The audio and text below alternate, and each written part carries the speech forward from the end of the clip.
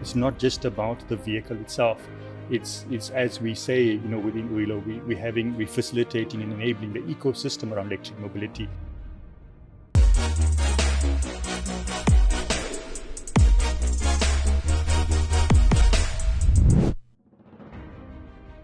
On this episode, we have the director of the South African uYilo e-mobility program, which is facilitating and mobilizing the e-mobility ecosystem. He's passionate about mobility and has dedicated his entire life to the automotive industry, starting out with internal combustion engines and shifting his focus into the technology side.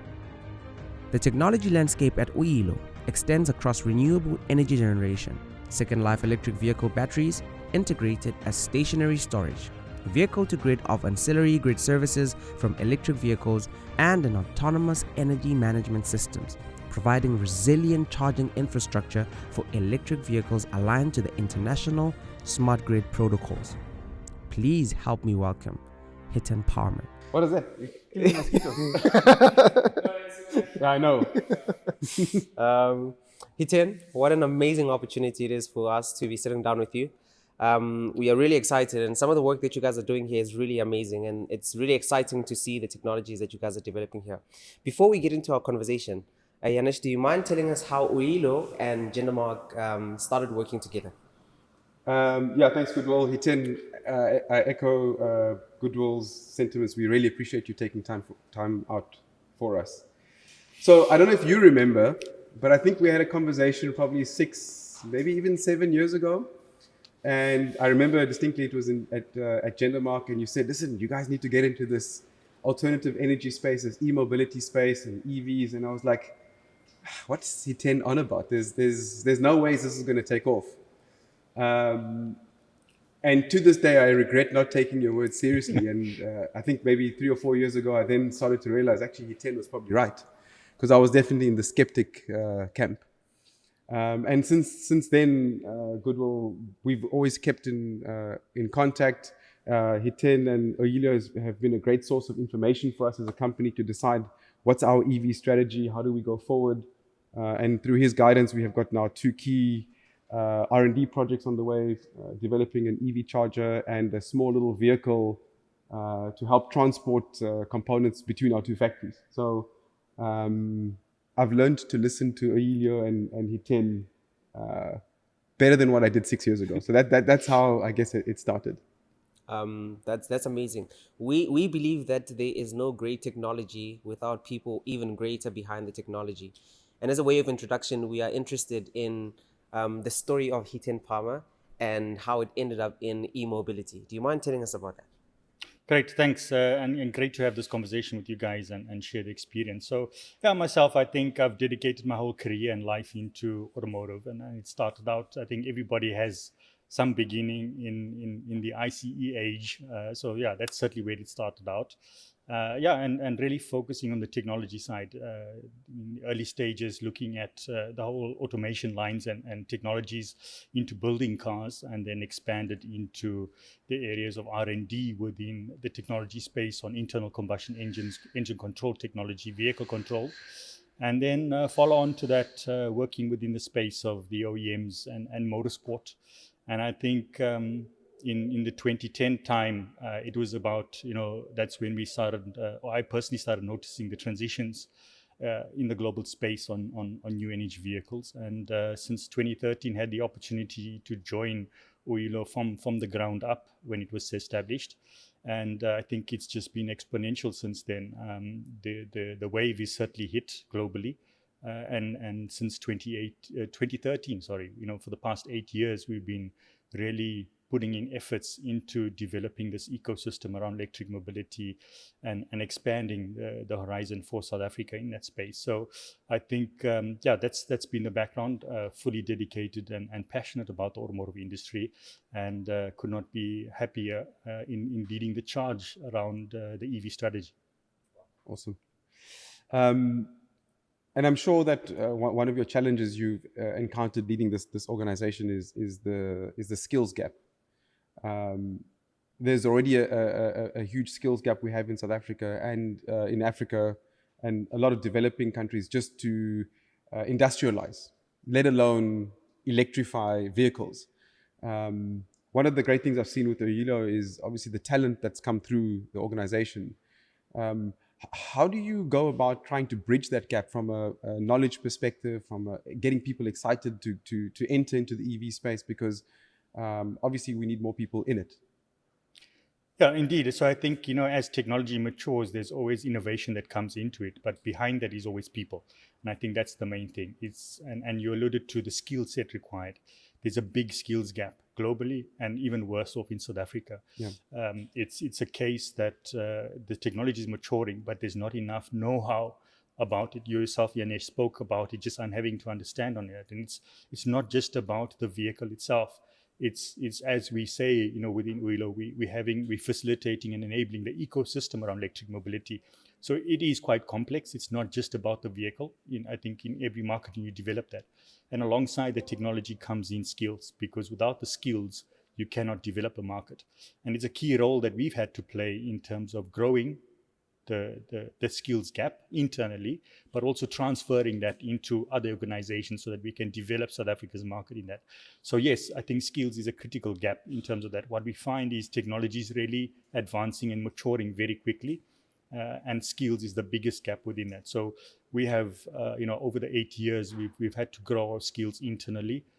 We've developed skills, we've lost skills, but that's where it is. We've contributed to South Africa's development within that. So fully acknowledge the gap in skills with that. And it's a key pipeline that we need to do. Yep. I think Jendamark itself has really pushed boundaries in 4IR and other areas. So within that, it's quite relative to your guys' space as well, in pushing the boundaries on and matching that within the technology space. Yeah. No, we try and push the boundaries. Sometimes we fall off the fence when pushing the boundary, but I guess that's how you learn. Looking at the truck that we are sitting in front of, which is 100% electricity. Hiten, can you tell us more about the projects that you guys are doing at uYilo? Yeah, so again, taking the ecosystem approach. So our facilities itself extend from the battery side, looking at testing, from the accreditation of all testing that happens. Then you're looking at the vehicle system side, is where we're located at the moment, the vehicles themselves that are there. Then you've got the smart grid ecosystem on how do these vehicles interact with the grid and the whole energy system. So that's the approach that we take in a holistic environment. So a number of projects that we've worked on over the years, we've looked at the mobility side as well, ecotourism projects, looking at utility vehicles in the tourism environment, because that's quite an interesting market that we see within Africa as well, and unique to that, and it's not as competitive as the commercial vehicles and passenger car market. So I think these are the areas that we need to push the boundaries in terms of these demonstration projects. So until you deploy these projects in specific markets, that's when you get broader awareness within all stakeholders and able to grow those specific projects. So our whole range of projects extend around, on the battery side, looking at the core energy side, looking at the vehicle side.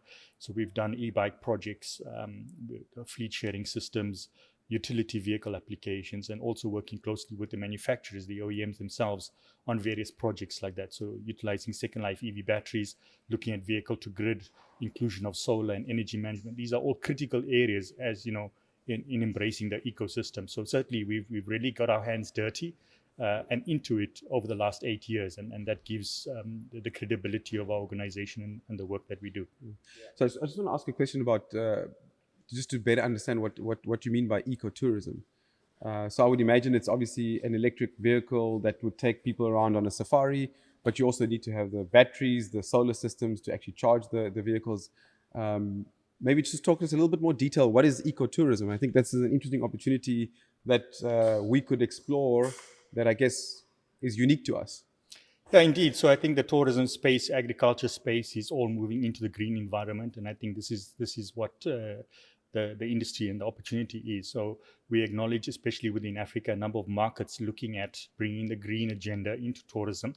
When you look at game viewing, for example, the guests themselves on that experience are smelling the diesel fumes and they're hearing the noise from that. It's not a great experience. So when we start looking at it from a tourism perspective, what is the opportunity of bringing e-mobility into that? So we're seeing projects, for example, Botswana, they've got electric safari boats, electric game viewing vehicles. These are the type of niche applications we have in Africa, that we can really engineer the type of solutions for these markets in Africa And that's where it is. So we're seeing opportunities. Tourism is one, certainly, in that. Yeah. In how do we bridge this whole environment around the eco perspective, economic perspective, and ecology perspective as well. And that's where we start seeing solar systems on the lodges and carports and other things from that. And then also from a fleet side, you're looking at the guest vehicles and all other fleets becoming electric, and including riverboats and other activities. Every form of mobility is just going to become electric from that perspective. Yeah. So again, this is where we need to move the projects and activities in terms of that. Yeah, I think what you're saying is definitely opening my mind up to the opportunities, because I guess the mainstream thinking is cars on the road, right? And unless you have an electric vehicle that's driving around on the road, then you've got nothing. But like you say, I never thought about an electric boat or safari vehicles or farming vehicles, for example. And that's a huge market, and I think there's no better place to actually explore that than where we are. Indeed, and if you look at mobility, it's every form of mobility, from personal mobility. You're looking at wheelchairs. Look how technology's evolved to assist the disabled. You're right. Right? It's electric wheelchairs that have given them full access independently and getting modes. So again, that is the primary source of the technology. Yeah. So e-mobility extends all the way from personal mobility, segways and all of that, into scooters, into three-wheelers, light-duty vehicles. It's really expanded into trucks. Even motorsport is really pushed on into electric, all the way into ferries and all of those sort of applications. So certainly the whole landscape of electric mobility is on every mode of transport and any form of mobility, whether it's goods or passengers. Yeah. So one of the questions that I was thinking about discussing with you was around energy supply, but I think you've kind of answered that, and maybe you could expand on it. This idea of the ecosystem. So it's not just about the vehicle and plugging it into your house. It's actually about the storage of energy, as well as the generation of energy through solar, etc., etc. And so you have to look at it from an ecosystem perspective. You can't just look at it as a vehicle. What's your take on the opportunities on apart from the vehicle side, but actually the rest of the ecosystem side? Yeah, indeed, because it's a conversation that we don't just look at the mobility side. We need to look at the full value chain approach, and the markets are changing. The whole supply chain is being queried on how green your value chain is, and that's what's critical: the energy that's being supplied to charge these vehicles. And I think in our case, we saw that in our early days, and that's when we developed our facility in what it is today, as Africa's largest dedicated infrastructure and most technology advanced on smart grids and energy supply to electric vehicles. So I think the story behind that is you find many markets are coal-powered from the energy generation. South Africa itself in that stance. So what we see is, as we deploy electric mobility on the ground, there's the opportunity to include solar on that. I think as we see the crisis that we face in South Africa, it's what's driven the renewable energy industry. It's created a chaos in the crisis, but it's grown a sector from that. And through that, we've seen many homeowners, many businesses deploying solar from that. It's also brought the cost down, which is now driven the business case behind it.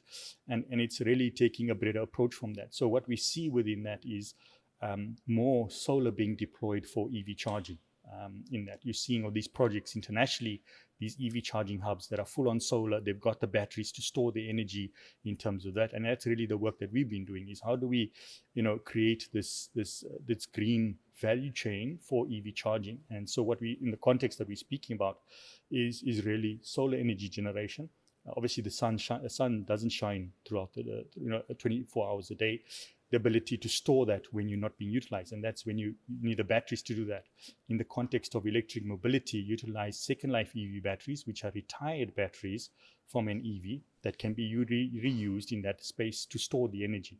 And then again, when EV charging takes place, to minimize the impact on the grid, you're either utilizing solar directly or your storage that's backed up from that. And in case, again, in the night as well, you have the opportunity to utilize that. So it's really, again, it's that ecosystem approach again, looking at that value chain. So and then just to add on to that, it's when you look at the technology side, vehicle to grid, the vehicle itself is a large battery on wheels from that perspective.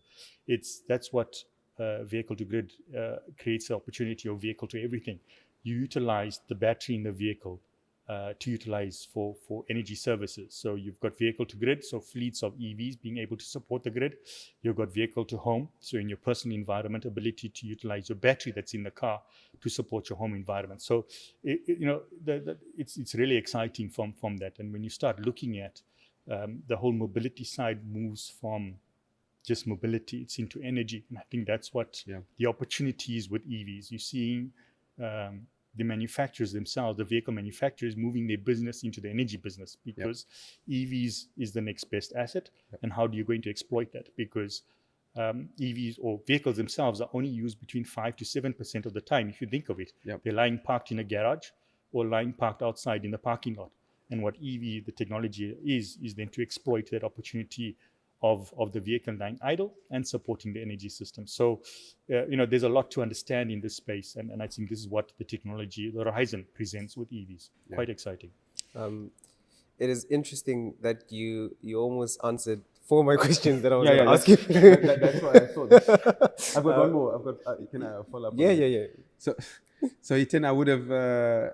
So at Jendamark, we're busy installing what would be, I think, a solar plant at the moment. We've got 140 solar panels, over 140 solar panels, and we're pretty much going to be almost 80% off the grid. And so, if you asked me that question 6 years ago when we first spoke about e-mobility and energy, I'd say we would never do that. But here we are today, almost 80% off the grid, and we've been pushed into that position because of the energy crisis we have in South Africa.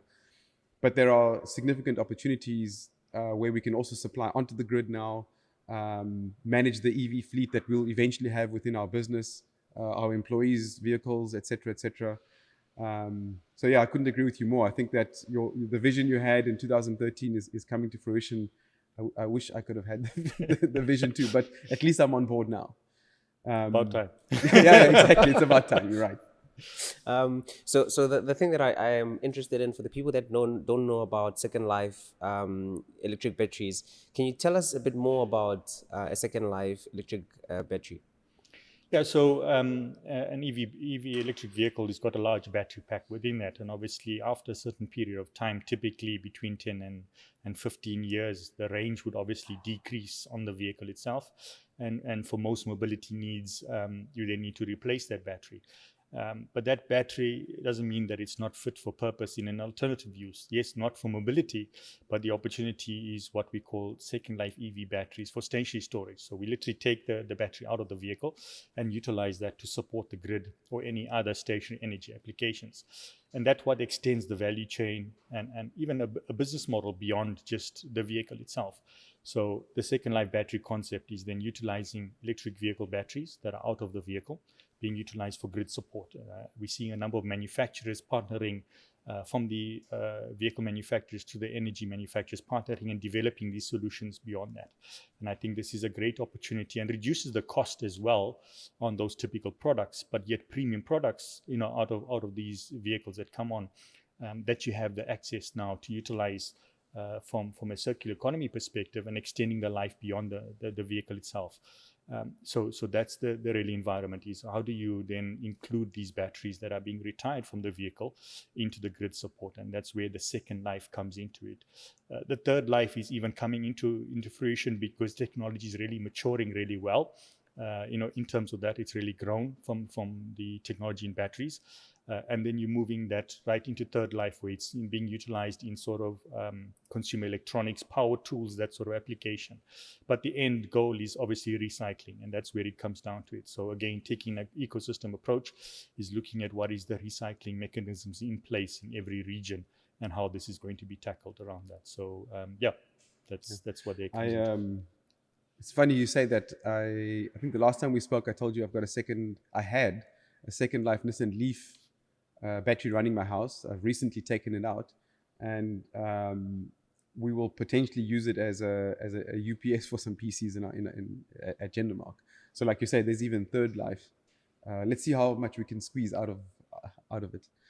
So, there's a question that's not on here, but I think it might be interesting. Is you spoke about batteries. Maybe give us a bit of a rundown of the different types of batteries. I think there are there's huge technologies and advancements in battery technology. But what do we have at the moment? What's kind of available on the market? What is in the majority of vehicles out there at the moment?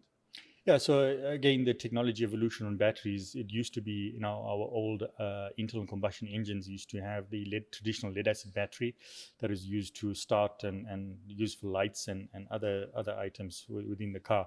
But that's now evolved into lithium. I think lithium technology is the main driver in electric vehicles, as well as the new generation internal combustion engines. So certainly that's the majority, and really at commercial scale. So when you look at that, there's various types of lithium-ion combinations of batteries, whether it's phosphate, whether it's cobalt or other technologies. I think each manufacturer has got their own interest and preference in terms of that. So the list is endless. But it's certainly acknowledged that lithium composition is the main type of component in batteries. And I think the important thing to note as well is Africa is endowed with those minerals. So this is what the opportunities for Africa is, to start looking at how is Africa potentially going to leapfrog into the energy space, into the mobility space, and utilize the mineral wealth that it has. And this is where it is. So if you're looking at the future outlook, there's a lot of talk on solid state batteries, but I think, really to see that on the ground is still a few years away. Yeah. But on the technology front, lithium-based batteries are still the dominant role player. That's also in the mobility space, but also on the renewable energy side as well. So how does an OEM, for argument's sake, differentiate themselves with using battery tech? Are there details within that battery that actually allow them to differentiate themselves and be better than the other? For example, a Tesla versus a Rivian or a VW ID4. Are there differences within the cells? Yeah, so what you find is that it narrows down. I think the OEMs themselves are not yet in the space of Tesla for themselves, but I mean, the majority of develop their supply chain from the battery experts. And within that, there's a few that you can name on your hand in the global space within that. So I think each of them have their own value proposition and technology reason why they choose within it, whether it's safety, whether it's energy density and others. Safety is a bigger concern, and that's where you find most of, probably about 10 years ago, 5 to 10 years ago, most of the technology evolved to. But now it's really about energy density, and that's really what it's coming down to. So, you find most of the top companies all have a specific technology that they have developed, and that's what is what the selling point is to the manufacturers. So within that, you'll find some OEMs, and a few of the OEMs will use one service provider for their technology, where others choose another, and in each one has got a different composition. And also, I think the vehicle manufacturers themselves are pushing the boundaries in terms of that, to say, we want this out of the battery, or we want that about the battery. And I think the EV market is what has grown the battery industry. And that's just complementing energy storage. So I think the explosion is just being really driven by that. And it's a scramble. You're looking at the gigafactories being established all over the world. That's where the race is on to secure that supply chain. So staying on the battery side of things, what facilities do we have as a country or as Africa to actually certify these cells that are potentially coming in to our continent, and obviously South Africa, to ensure that they meet certain quality standards? That's a very important point, because standardization is critical for everything. It's what it protects the consumer. It's what differentiates inferior products, and that's certainly what it is. So from the South African space and international space, we have standards being developed, and in most cases we adopt the international standards for that, and that's where our staff itself contribute to the International Forum on the IEC, as well as the SABS technical committees and other committees, to make sure that we standardize products for that in South Africa. In uYilo's case, we've taken one step forward and set up a dedicated accredited facility to test and certify lithium-ion batteries and modules for that. It's what's been active and what been contributing to the market development, and also pushing the boundaries in new innovation and technologies for batteries. So with that, you have dedicated equipment that is able to test under various conditions, the battery standards under performance, aging, environmental safety standards in various forms. I think that's a very critical component, because if we do not have the right standards in place and facilities to do that, it creates a challenge for market uptake. Yeah, because I've seen some substandard cells floating around, and they were substandard from a power perspective, but they could be substandard from a safety perspective, and that's, you don't want to compromise on that. So where are we at the moment from a South African perspective? Can I bring in a bunch of cells and just use them? Yeah, that's the role of authorities, and I guess innovation and market development always moves ahead before regulation comes in. But this is what we've certainly addressed, to the authorities to look into this space, because if it's unregulated, you have inferior products coming in, and when you're looking at the technology boundaries, consumers will always want great products from that perspective. But it's a case of, well, do they meet the requirements? And I think this is what it is. It's critical looking at this readiness from that perspective. So we have alerted the authorities to look into that, and we expect some revisions in terms of specific criteria for lithium-ion batteries coming into South Africa, because price is one thing, but you cannot let the price go at the compromise of safety. So I think that's the thing. So we're seeing the renewable energy market explode on that, and as much as you want to increase affordability and access on these products, you don't want to compromise that on the safety. So I think we should be expecting some revisions in that space, just to try and level the playing field, and again protect the consumer from that perspective. It's that balance of innovation and driving the market versus regulation. So it's a fine balance that we have to find. I'm hugging. It's an interesting conversation. You can, because I have the last two, so you can go. Okay. I was fortunate the other day to drive around in I guess South Africa's first Tesla, which is really amazing. The power that you get out of it is magnificent. But I was horrified when I heard the cost. And if I just look at it from a South African perspective, we struggle to afford a basic vehicle. What's your take on this sort of affordability side of electric vehicles? If we want to clean up and be green, how do we make electric vehicles, or when does it become affordable for the average South African to have some sort of e-mobility? Yeah, so I think cost is a big factor in every market, and if you look at from a market development perspective as well, and the challenge that manufacturers have to fund this new development, they obviously enter the market in the premium segment, because that's the client that's going to pay the price for the product, and use that revenue to drive further development of their product portfolio. So that's where we see internationally a lot of the premium brands bringing these vehicles, and as we see that develop, then you have wider access for that. I mean, Norway, for example, has 70 in the region of 74 models available for that, and that's where they're achieving close to 80% new car sales being electric. But let's bring that home. Where are we in South Africa? It's, in the middle of this year, we were just on 1,400 plug-in EVs sold in the country, which is not that great. When we look at South Africa's case, the first hybrid was introduced in 2005. So we started seeing the technology come in. But it's a price perspective, and I think this is what the government is trying to address at the moment, to say, how do we address the scenario for that, and also at the same time manage the challenges we have in transitioning our automotive sector that's been in existence from 1924, right here in the heart of Port Elizabeth, or now Gqeberha, where we sit in. But really, that's very, very thing. So I think this is a conundrum that we face in South Africa. How do we transform our automotive industry, but also increase the affordability access? So the challenge we face, status quo today, is that we do not manufacture 100% electric vehicles in South Africa. We have to rely on importing them. And with importing comes taxes. So at the moment, it's not favorable on EVs for that perspective. But government is trying to look at creating a level playing field for all the technologies landscape. From that perspective, but then also create the opportunity of local manufacturing. So this is where it is. But I think in the next few months, we should start beginning to see some signals coming out from government, both on local production, but also leveling the playing field to increase the affordability. And as we see, I think one of the opportunities, as much as we're lagging behind, is that there's a lot more models coming out in terms of that. So now we can start to see, for the lower to middle income households, there will be more opportunities coming in, especially when we look at local manufacturing perspective. So we really look forward to the next few months and years to come when we see the market changing in South Africa.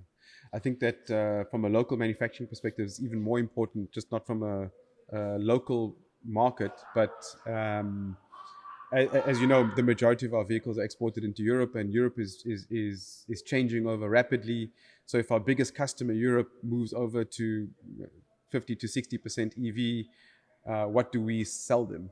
They're not going to be buying the vehicles we manufacture. So yeah, there's two important factors. Obviously, our local market, but also our biggest customer wants EVs, and we don't make them. So I look forward to the initiatives from our government to help drive that forward. Hiten, would like to congratulate you on the award you received last year, the African Energy Award. And in closing, I just want to know what your legacy. What do you want your legacy to be? Yeah, thanks. I think there's recognition that's been passed within that, and the Africa Energy Elite Award from ESI Africa was just one of those. I think that creates a platform to recognize projects, leaders, and other initiatives that are game changing and doing the work that they are doing. Within that space, I think the markets are changing. We have a role to really transform the industry, every region, every country. And I think that's what the opportunities with EVs are. We have this opportunity to transform, grow it, not only from a social perspective, not only from an economic perspective, but really inclusive of tackling everything, from the challenges we face of air pollution, which is a reality. It's affecting the whole community in terms of that, and all different livelihoods. And this is where it is. These are the opportunities, and we need to transform business, we need to transform livelihoods and move into the smart living, because there is value add from that. So I think the work that we do, we really need to see that being accelerated, and working with the whole value chain, from government, from industry to startups to entrepreneurs, in growing the EV sector in that. So we look forward to that, and the horizon that we see, and the opportunity for EVs in South Africa and Africa as a whole.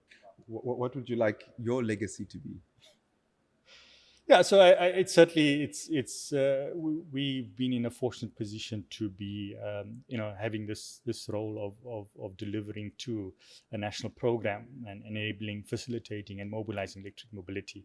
So all the efforts that we've been doing is really to seeing it being absorbed across that, and growing South Africa, so we can be like the Norways of the world in having that those sort of targets and sales figures. So the challenge is out there. We have a 2030 vision. Let's see let's pick up the conversation in 2030 and see where we are. But let's push the charge for EVs.